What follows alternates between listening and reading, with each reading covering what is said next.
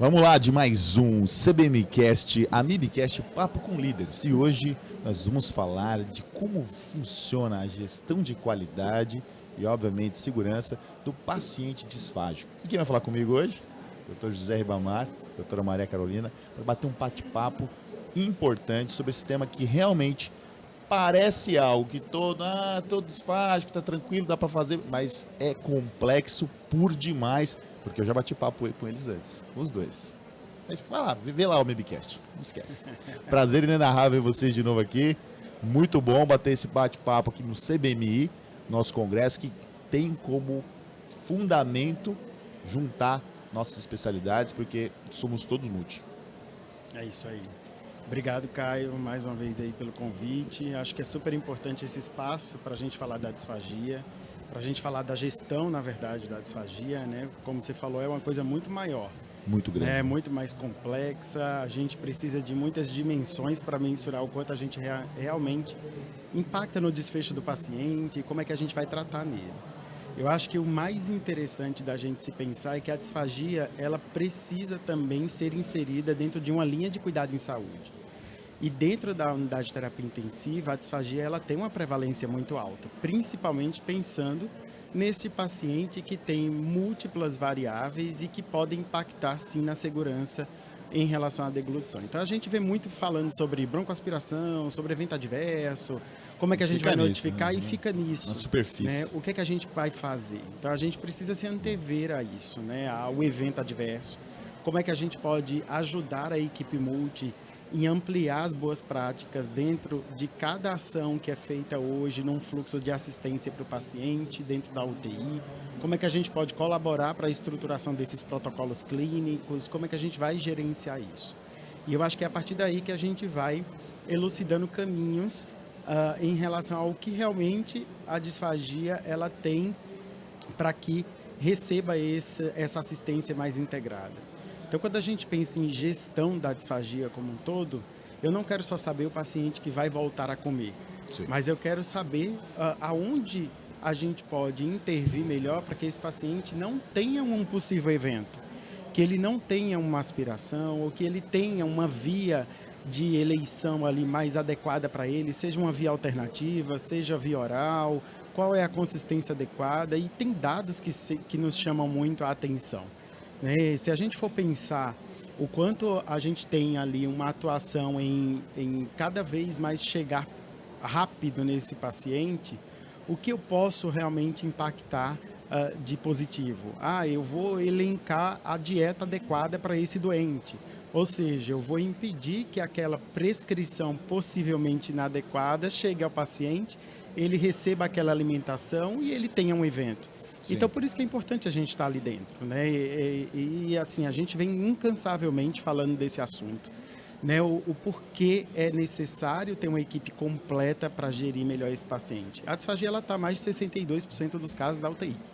Se a gente for pegar uma UTI neurológica, a disfagia, ela sobe para quase 83%. Nossa. Então, a gente tem ali a questão muito ligada à segurança e à qualidade em saúde, e ainda mais pensar como é que a gente vai tratar. Porque não é só adaptar a dieta e acabou. A gente precisa reabilitar o paciente. Então, é uma coisa que comumente eu falo. Reabilitar a disfagia é fazer exercício.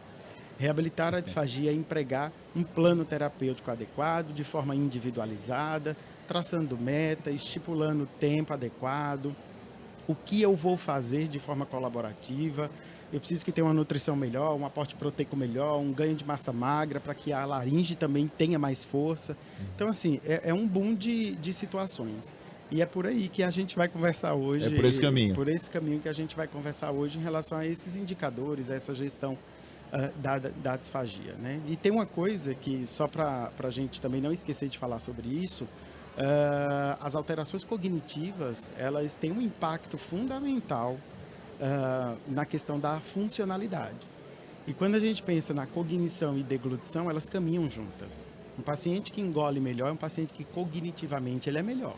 Perfeito. Um paciente que você atende e que você quer que reabilite a via oral é um paciente minimamente que responde a algum comando, porque ninguém come dormindo. né? Então, ninguém come com estado de alerta inadequado, ninguém come quando não responde. Então, assim, existem alguns critérios que a gente precisa também ponderar quando a gente faz a gestão aí da UTI. E lembrar que na UTI nem sempre vai ser o final da reabilitação. Na verdade, quase nunca. Não é o começo, né? É Sempre o o começo, começo, né? porque ele sai da UTI e vai continuar a reabilitação, né? Poucos são aqueles pacientes que a gente realmente consegue ter uma reabilitação dentro da UTI. Completa, Porque o que a gente quer na UTI é alta, rápido, mas garantir assistência integral. Perfeito. Né? E é isso aí. Interessante esse ponto, porque a gente tinha discutido um negócio muito peculiar, que foi a atuação do intensivista fora da UTI. E sem dúvida, esse é uma das possibilidades grandes, porque a gente sabe que o paciente crônico, né, que fica mais tempo na UTI, que tem mais alterações cognitivas, mobilidade, etc., ele é um paciente que vai ter mais dificuldade de reabilitar. Ele tem que começar evitando tudo que possa levar ele a ter mais dificuldades posteriores, né? Então tem um ABCDF que a gente tem já, que é uma cartilha para a gente seguir para evitar essas disfunções, mas quando elas ocorrem, a gente vai ter que agir fora da UTI. E novamente falando desse ponto, a gente tem, eu até voltar a falar um número que eu fiquei assustador, né? 60% Sim. quase dos pacientes na UTI e numa UTI neurológica 80%. Maria Carolina, o que você acha que a gente pode pensar quando a gente fala em gestão e pegar esses números e conseguir fazer com que esses números sejam importantes tanto na assistência, trazer pro round, que é uma coisa que a gente sente falta, né? O round ter essa abordagem também da fonoaudiologia junto com todos que estão lá presentes. A gente tem muito fisioterapeuta, enfermeiro e médico, a maioria dos rounds, mas a gente precisa disso, porque a gente sabe o quão é fundamental a gente botar esse paciente para nutrir da melhor forma possível e reabilitar ele para nutrir da melhor forma possível, que é a via oral. E também pensando na relevância que tem essa gestão de dados, que a gente tem, na falando de dados mesmo, para esse paciente, considerando o gestor. Já falei muito sobre mim, que a gente está falando de líderes aqui, né? A gente fala que os líderes vão liderar e vão lidar com os chatos dos gestores. Desculpa aí, pessoal, nem todos são chatos, mas porque é isso, né? O gestor está visando aquela velha história. Se ele for um cara muito bom, ele vai ver mais coisas. Mas o cara vai olhar o que entra e o que sai. E aí eu tenho que falar que isso aqui, que esse programa que eu estou fazendo, ele vai fazer sair menos ou vai fazer entrar mais, né? Dinheiro e sair menos dinheiro, enfim, essa é a ideia. Como é que a gente consegue, nessas medidas que a gente toma, com números que a gente tem, criar isso aí? Primeiro, colocar o fonoaudiólogo em todas as UTIs. Tanto do ponto de vista do SUS, né, que a gente fala que a gestão do SUS é mais complexa, é mais difícil ainda, quanto particular. Então, pergunta longa, né? Prazer, eu sou enrolado. né, estar com você novamente, né, nesse nosso programa sempre. que é maravilhoso. Então, acho que assim, como você falou, a primeira coisa a gente tem que mostrar para esse gestor que o fonoaudiólogo é componente muito importante dessa equipe multiprofissional. Então, não tem mais como a gente pensar hoje numa unidade de terapia intensiva sem o fonoaudiólogo integralmente. Às vezes a gente não tem o fonoaudiólogo e às vezes a gente tem, mas ele é chamado em algum momento específico para dentro da avaliando UTI. o hospital inteiro. Então a gente tem ainda muita vaga para ocupar, né? Digamos assim. Às vezes sai um concurso público, uma vaga para fonoaudiólogo, é algo inconcebível, né? Então fica uma estrutura aquém do que deveria, né? E o profissional realmente não consegue dar conta de todo o hospital. Então, o que é o ideal é que a gente tenha um fonoaudiólogo dentro da unidade de terapia intensiva para poder participar de todos os processos na terapia intensiva.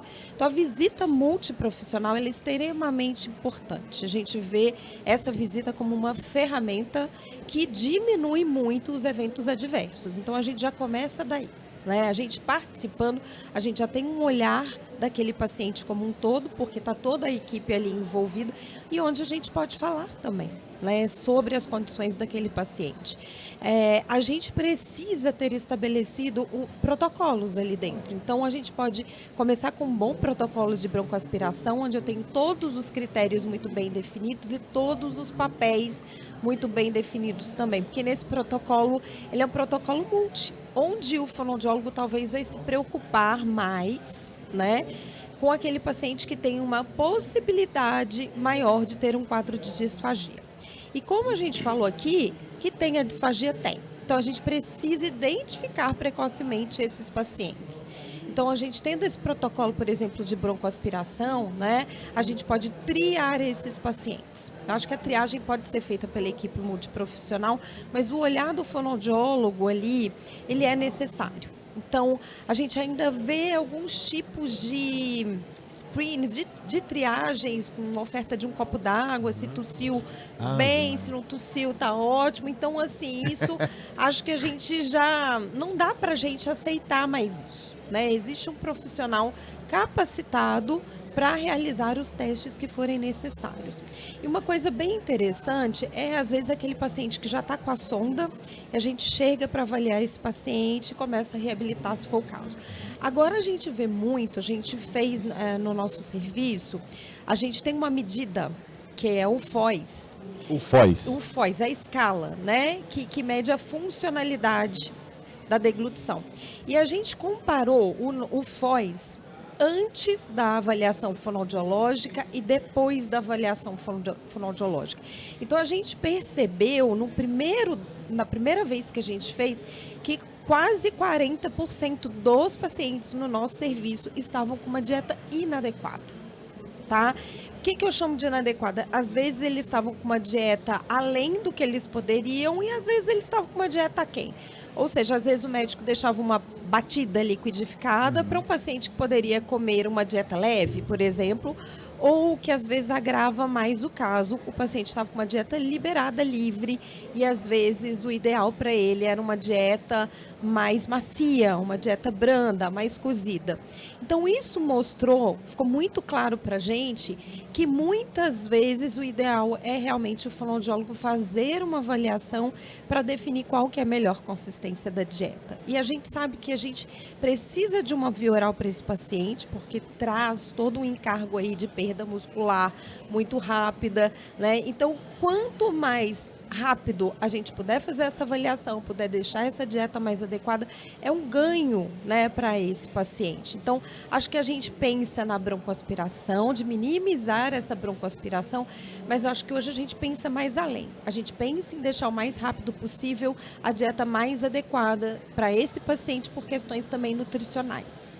Nutricionais, perda de musculatura, é um paciente Isso. catabólico, né? Então, Sim. se a gente não der comida logo, é complexo. Mas uma dúvida que a gente tem, você frisou de maneira fantástica esse ponto, que a gente tem pouco profissional para muita demanda, né? E muitas vezes a gente faz exatamente isso, né? A gente chama um profissional, o profissional às vezes não tem como chegar no horário que a gente quer ou no tempo que quer, porque ele é só um. E aí o pessoal vai e oferta água. E a gente também tem essa dificuldade de dados. Dados é uma coisa que vocês estão lidando com muita frequência. Dados é um negócio que a gente gosta de fazer bem pouco, né? Sim. E você tem broncoaspiração na UTI, você tem reintubações, você tem aumento de tempo de internação. Isso tudo é custoso, né? E com tudo isso já seria mais do que suficiente a gente conseguir fazer com que isso se torne algo que é frequente na terapia intensiva. Porém, esses dados às vezes não existem. Sim. E aí como é que a gente vai fazer? Como é que a gente consegue provar? Exatamente, obviamente no particular isso tende a ter um impacto no bolso e uma hora vão querer ver esses dados. Mas no público, é o que você falou, poucos concursos. Eu às vezes eu falo assim, o SUS é maravilhoso, só que ele ainda está pro forma. Uhum. Ele é aquele negócio, eu vou resolver aqui umas coisinhas só. Agradeça que eu estou resolvendo. Parece que a caridade não é. A gente paga bem pro SUS. O SUS não é SUS só, não é gratuito pra gente. A gente tem um pagamento bastante importante. A verba que a gente paga, tanto pro municipal, governo, estadual, federal, a gente sabe que é repassado, é nosso, né? Faz parte dos impostos que a gente paga e a gente vê um modelo europeu que é perfeitamente visível isso, não tem o particular, mas tem um modelo público que na verdade nada mais é do que um seguro público de saúde, que é o SUS, né?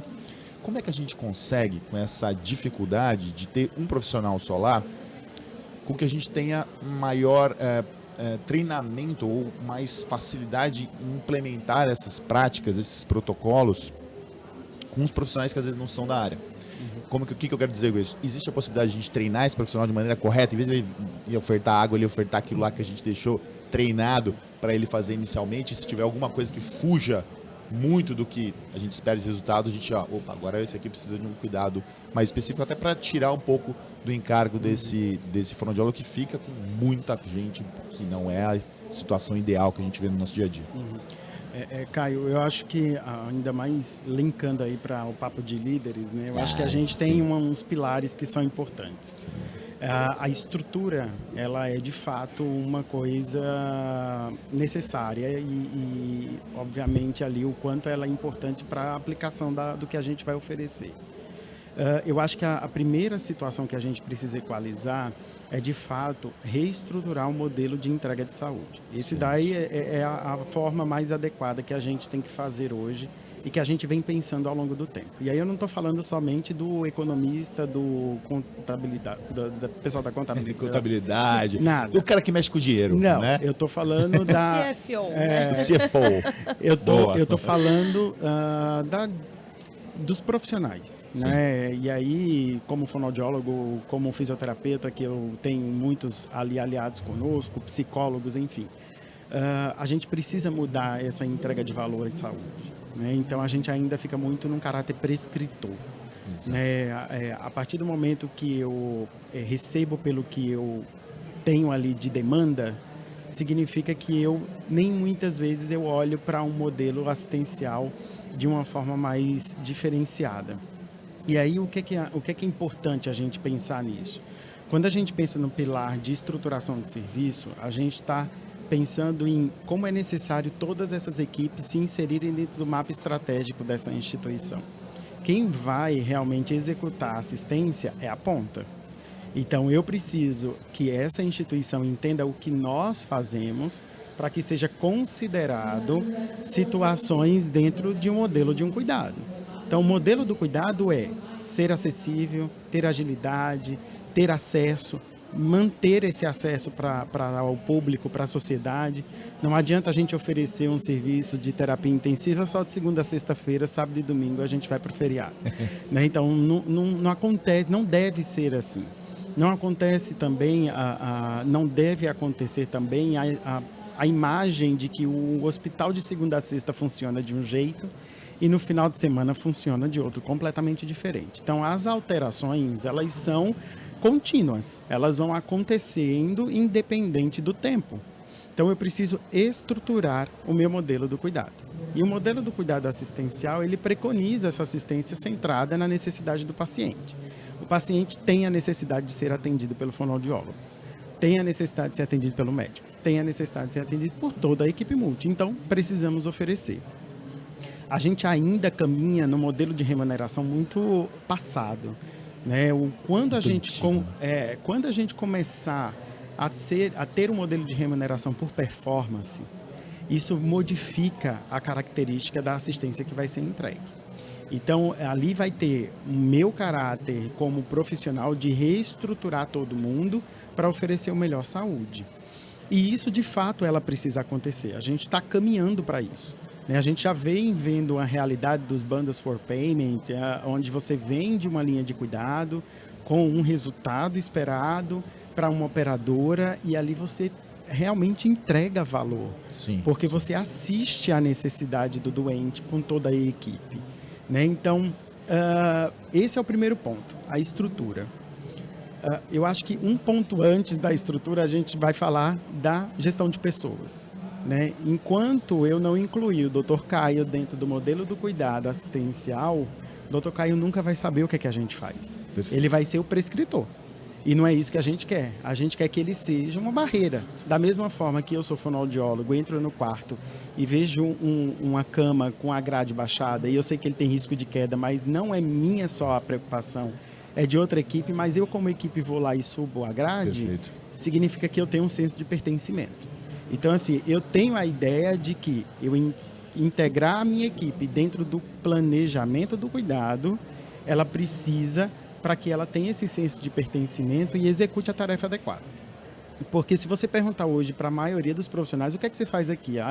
Eu vou ali e atendo o paciente. Não, a gente cuida de pessoas. Exato. Né? É exato. diferente. Então, a gente precisa, nós somos a barreira, nós somos a experiência, nós somos a satisfação para o cliente ali final. Então, a gente precisa cuidar disso. E o outro ponto, aí, o que eu venho mais linkado com a sua pergunta, é a expertise. É o quanto é importante a gente realmente oferecer o que nós executamos. Não adianta eu querer avaliar uma prova física de mobilidade se não é a minha expertise. Perfeito. Mas eu entendo que nós precisamos integrar o cuidado para uma equipe multiprofissional e ela ser uma barreira.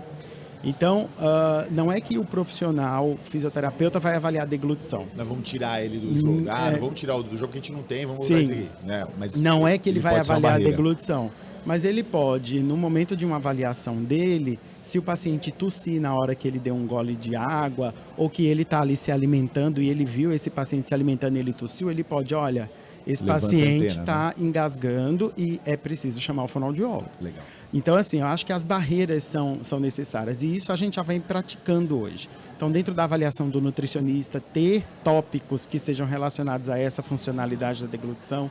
Dentro da nossa avaliação como fonoaudiólogo, ter lá se teve perda de peso não intencional nos últimos tempos, se tem alguma dificuldade de mobilidade marcha. Ou seja, a gente precisa unificar o nosso dado. E a partir daí a gente vai criar uma performance, uma alta performance.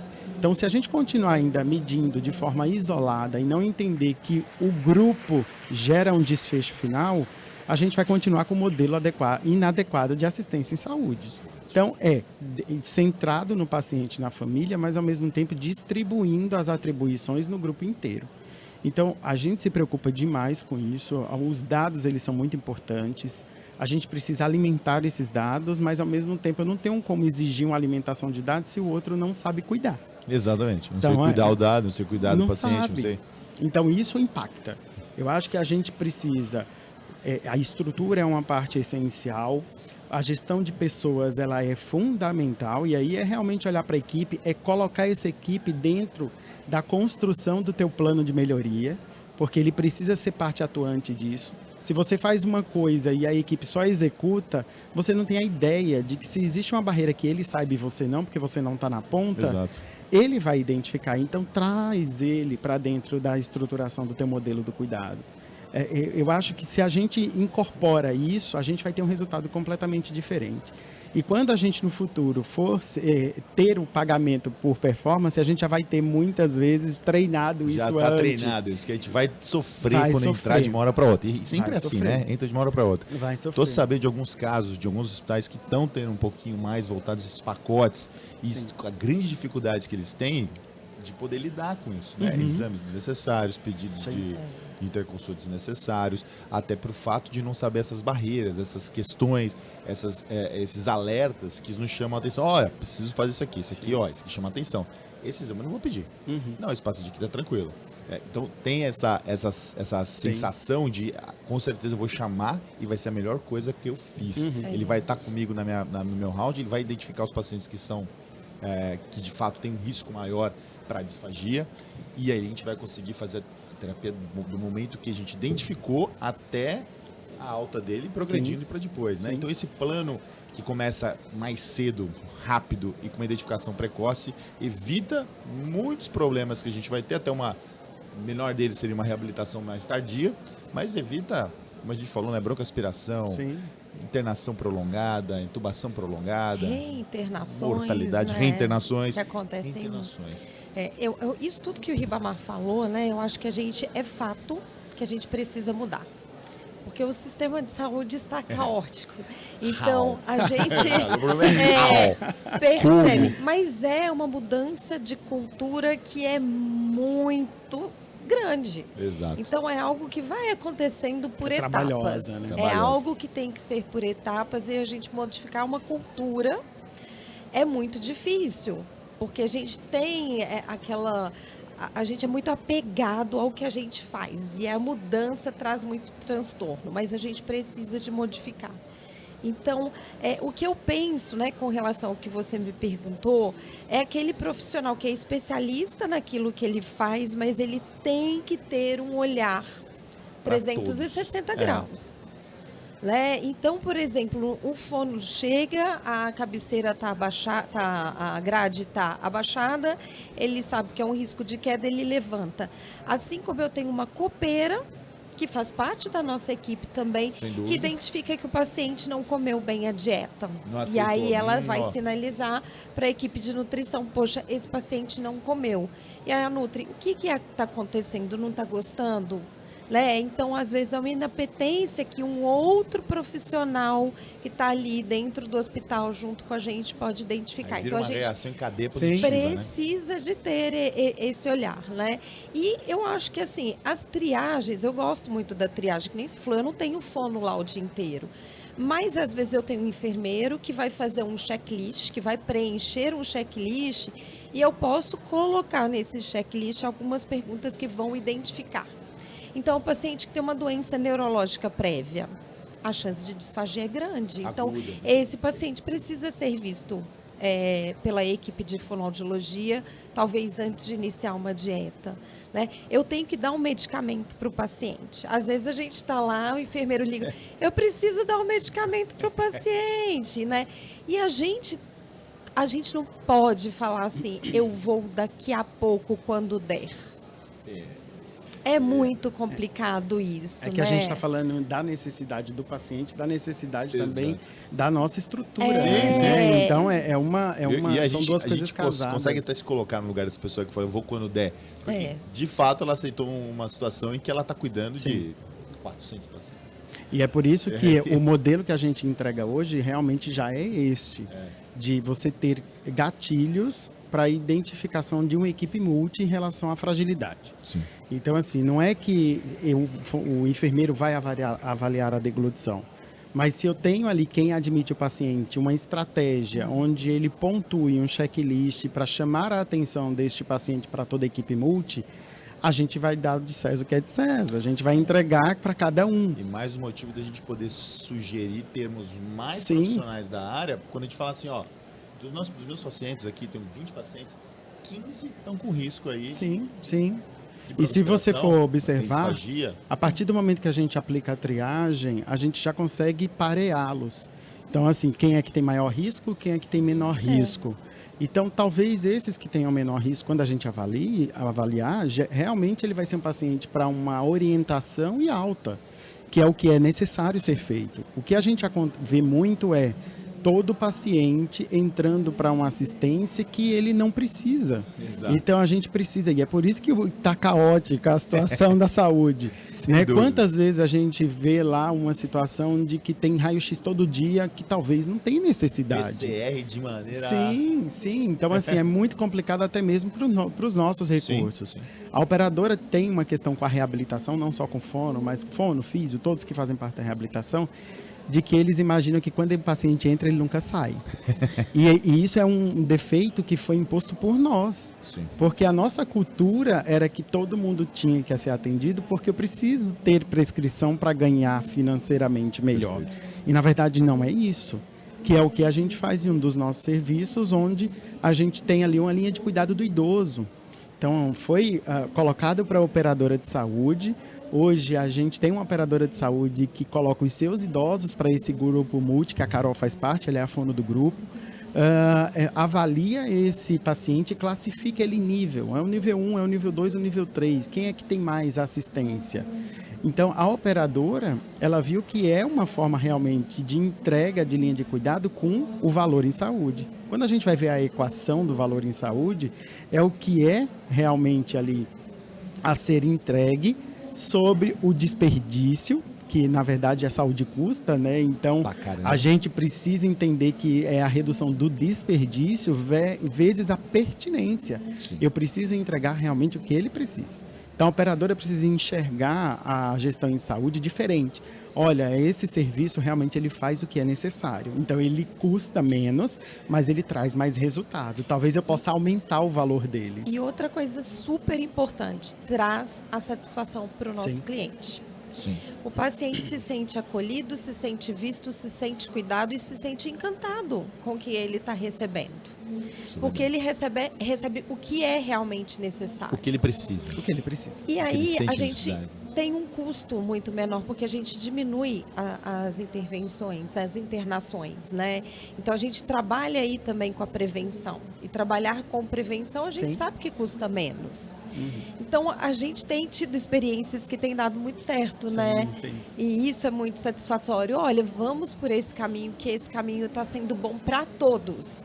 Porque tem o ganho do profissional, né? Tem o ganho do hospital e tem principalmente o ganho no cuidado com o paciente que se sente realmente feliz e acolhido por uma equipe A multiprofissional. experiência Mais do uma paciente vez. é muito mais efetiva, muito mais do que Isso. deixar um quarto E é preciso lindo, ter esse maravilhoso. olhar, né? É E preciso quando o cara ter está esse olhar. precisando de uma intervenção, né? Especialmente nesses casos, não importa se tá servindo A melhor hotelaria. bife de ancho, o cara não não. consegue comer, Então, né? É. Melhor hotelaria. Então a Expectativa, percepção do paciente entra nisso, como vocês abordaram muito bem, é dar o que eu preciso, porque eu não quero viver no hospital. e da família, Né? né? E da Pra família. E para a família, É, sem dúvida. E esse traço tem que Sim. ser continuado.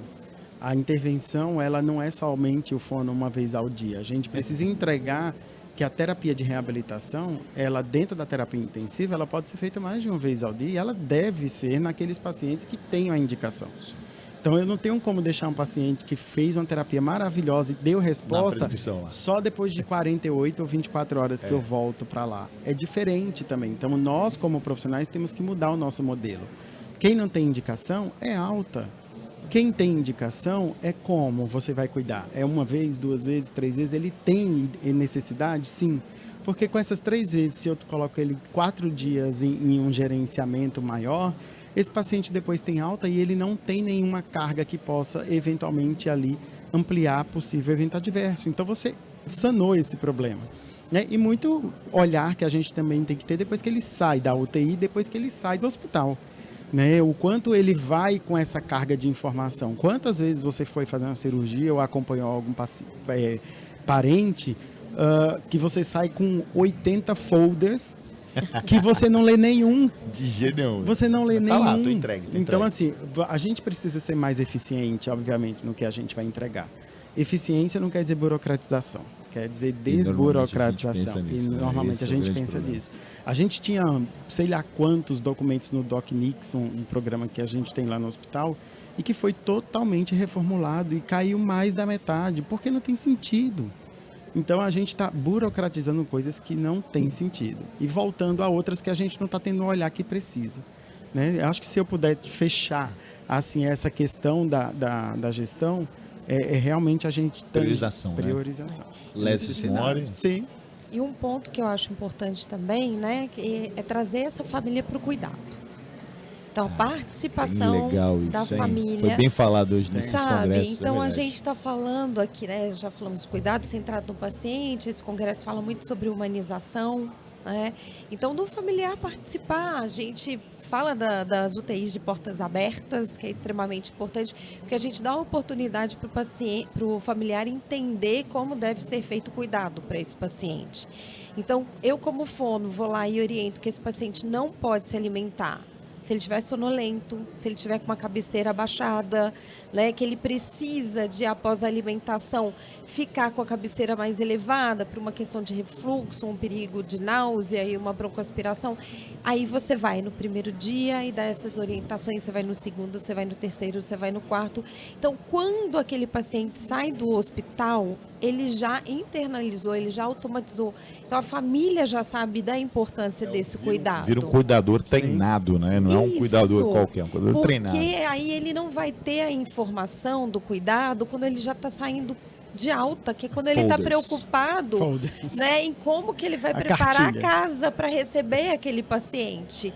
Mas ele está sendo treinado e a gente está discutindo com ele sobre as dificuldades que ele tem desde aquele primeiro dia que a gente começa o atendimento. Então, é esse planejamento educacional envolvendo o paciente, né, ou o seu responsável, o seu familiar, desde o início no cuidado. E faz diferença, passar a visita e chamar o acompanhante para ele acompanhar a visita na hora que a gente está planejando, porque tem que ser transparente. Sim. Né? Então, a gente tem 2 pontos da gestão em que são fundamentais, que é a comunicação e a transparência.